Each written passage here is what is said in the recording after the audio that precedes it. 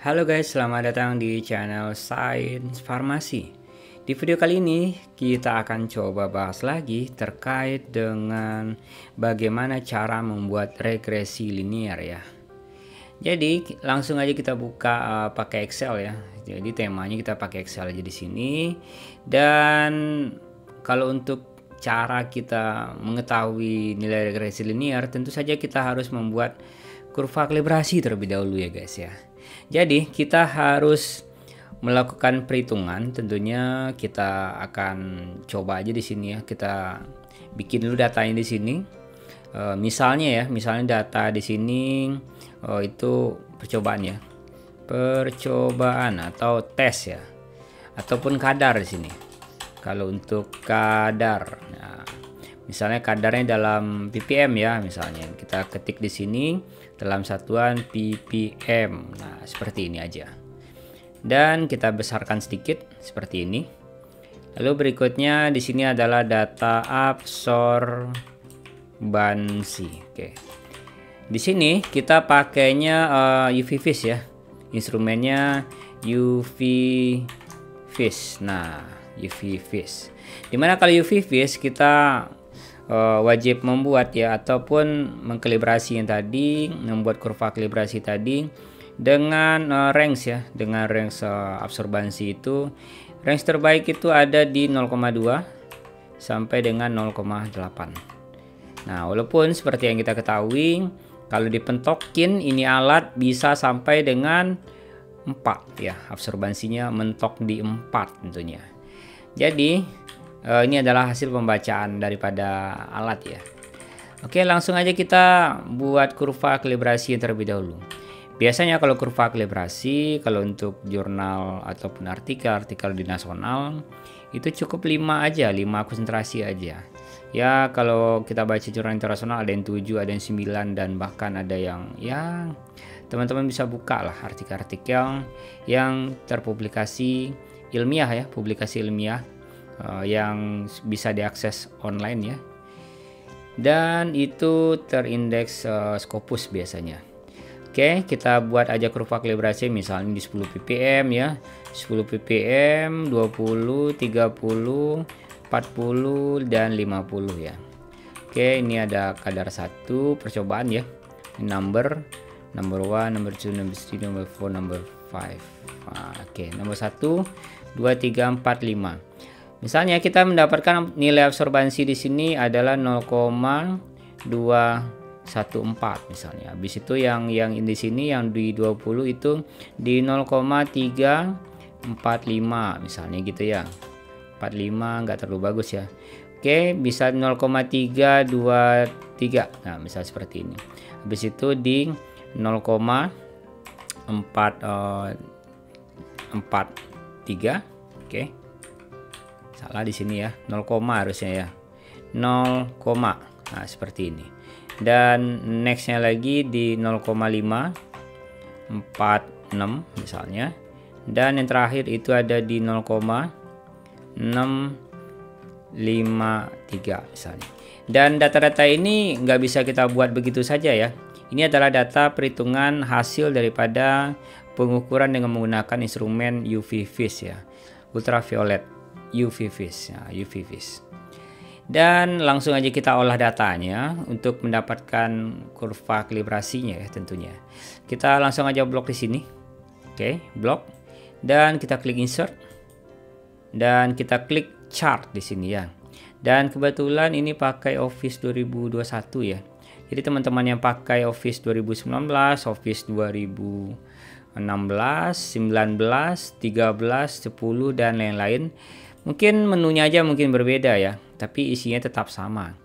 Jadi di sini kita blok terlebih dahulu dan kita klik chart di sini.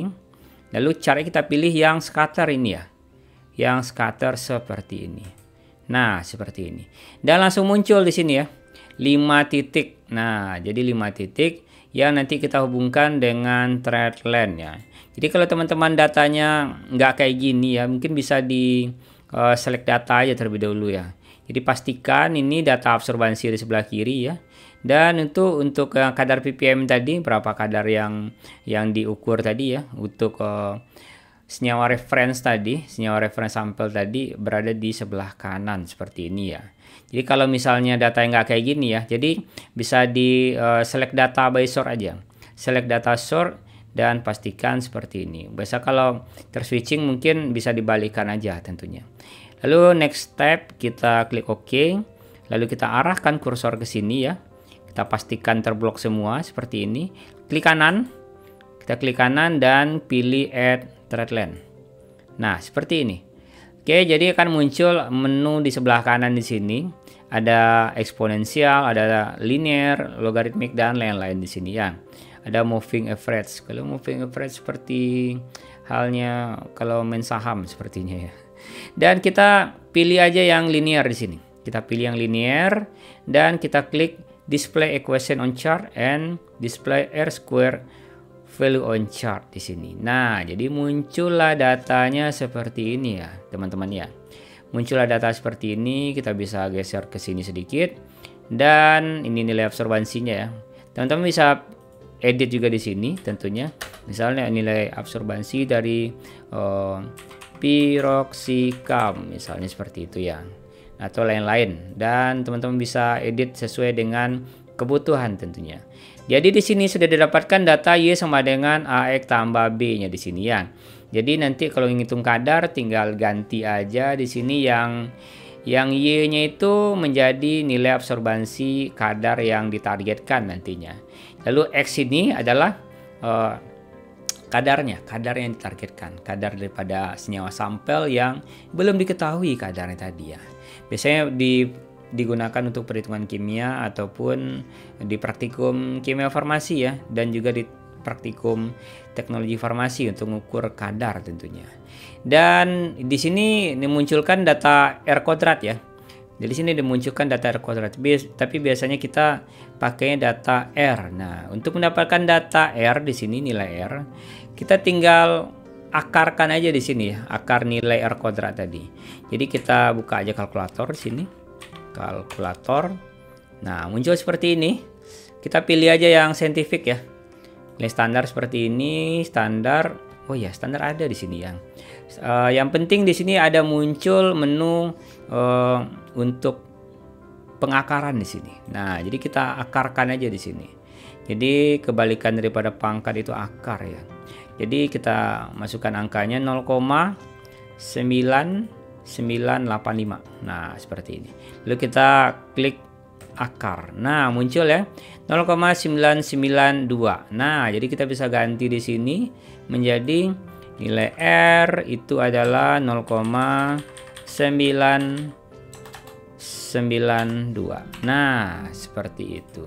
Jadi teman-teman bisa edit lah langsung di sini ya. Jadi nilai R di sini adalah 0,992 di sini ya. Jadi pertanyaannya kenapa nggak satu aja sekalian ya? Di sini nilai R, oke, nilai R itu ada 0,999 3 kali ya, 9 kali. Artinya ini cukup bagus di sini. Nilai R sama dengan di sini, oke. Bisa kita geser dulu sedikit. Nilai R sama dengan 0,9992, 39 di sini. Cukup bagus ya untuk data perhitungan UV vis di sini. Ya, kalau memang datanya kayak gini, tapi data ini harus murni daripada hasil pengukuran instrumen spektrofotometer UV vis ya. Dengan ultraviolet di sini, ultraviolet visible di sini. Oke, ya bagi teman-teman yang masih belum tahu tentang prinsip kerja UV vis, bisa cek aja video-video kita yang sebelumnya ya, yang pernah bahas terkait UV vis di sini. Ya, intinya kalau nggak pakai UV vis ya di sini ya, kalau teman-teman pakai HPLC, itu yang dimasukkan nilai AUC ya, AUC. Oke. Nilai AUC, area under the kurva di sini ya. Jadi kalau teman-teman masih bingung, masih baru nak praktikum ya terkait hal ini, mungkin bisa kita buka aja browser di sini ya. Oke, kita buka dulu browser di sini. Oke, mana browsernya di sini? Oke. Nah, seperti ini. Kita bisa lihat di sini. Itu hasil pengukuran spektro. Oke. Ya, UV Fish di sini. Kita bisa buka image di sini. Nah, jadi kalau yang hasil pengukuran daripada UV Fish tadi ya, itu datanya kayak gini biasanya nih. Nah, wave flag seperti ini. Tapi di sini nggak ada energinya ya. Coba kita cari yang ada energinya. Nah, mungkin seperti ini ya guys ya. Oke, seperti enggak, masih kurang jelas ya. Nah, biasanya ada juga yang seperti ini ya. Coba kita buka tab baru dulu di sini. Oke, kecil banget gambarnya ya. Kita cari gambar yang lebih bagus. Nah, gambar lebih bagus mungkin ada di sini. Oke, mungkin ini aja ya. Tapi nggak mungkin kayak gini ya datanya ya. Ini sudah diedit datanya ini. Kalau mungkin yang seperti ini mungkinlah hasil keluaran daripada instrumen ya. Hasil ini daripada instrumen. Ini lambda di sini. Dan kalau yang ada struktur kimia tadi di sini ya, itu sudah hasil editan pastinya ya. Ini juga sudah hasil editan di sini ya. Dan kalau yang baru keluar dari ini juga hasil editan ya. Nggak mungkin langsung keluar kayak gini ya. Tapi kalau yang data ininya oke, ini mungkin memang keluar daripada itu instrumennya ya tentunya. Oke, mungkin kayak gini ya tentunya ya. Oke, jadi ada muncul puncak-puncak di sini ya. Jadi teman-teman bisa lihat aja energinya yang di mana. Dan ya kalau untuk ini ya, kalau untuk mengetahui di dalam sebuah sampel itu memang ada zat kimia tertentu, mungkin bisa ditengok di sini, bisa dilihat di sini apakah muncul lambda mark apa enggak ya. Kalau muncul lambda mark artinya memang benar ada sampel target ya, tentunya itu penciri tentunya. Kalau enggak itu artinya enggak ada, zong artinya. Itu artinya zong, itu enggak ada isinya, atau ya biasa disebut dengan istilah lain tentunya. Dan seperti inilah kalau misalnya kalau UC ya. Kalau untuk HPLC, oke, HPLC seperti ini. Nah, yang akan muncul adalah kromatogram ya. Kalau yang tadi spektrum namanya ya, spektrum. Nah, kalau yang HPLC itu namanya kromatogram. Kromatogram itu biasanya kayak gini data yang keluar ya. Nah, ada muncul puncak-puncak seperti ini. Ini puncaknya masih banyak banget ya. Oke, ini yang agak rapi nih. Oke, nah ada muncul puncak 1, puncak 2 gitu ya. Jadi yang diukur adalah AUC ya, area under kurva. Jadi area yang di bawah puncak ini ya tentunya ya guys ya. Jadi mungkin gitu aja penjelasan kita kali ini untuk cara mencari regresi linear ya. Regresi linear, jadi kita buat urutan konsentrasi yang berurut dulu ya. Dengan konsentrasi tertentu, urutan tertentu dengan mendapatkan absorbansi ya. Tujuan untuk mendapatkan nilai urut daripada absorbansi tadi. Dimana nilai R di sini ya, ini mendekati 1 ya. Jadi pertanyaannya kenapa nggak 1 aja di sini? Kalau 1 yang kerja itu robot ya. Jadi kalau robot yang kerja ya jelas ini mungkin lebih presisi ya. Jadi untuk mendekati nilai yang benar-benar bagus ya, itu harus mendekati 1 ya. Jadi kalau misalnya jauh melenceng 0,91 misalnya, itu jauh sekali datanya, mungkin diulang lagi. Harus diulang lagi misalnya ya.